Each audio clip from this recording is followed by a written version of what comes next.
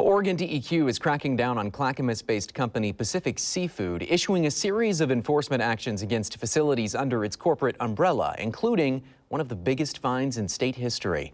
The largest penalty, nearly $3 million, focuses on the company's Charleston facility on the southern Oregon coast. State officials say Pacific Seafood missed a deadline to install a required wastewater treatment system back in April of 2023, and that led to repeated violations, including discharging pollutants above legal limits.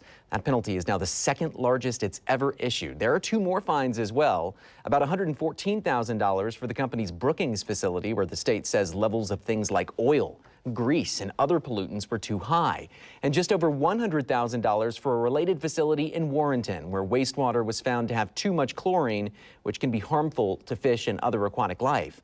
All three actions were announced on Thursday. Pacific Seafood does have the option to appeal, and tonight they tell us they plan to do that.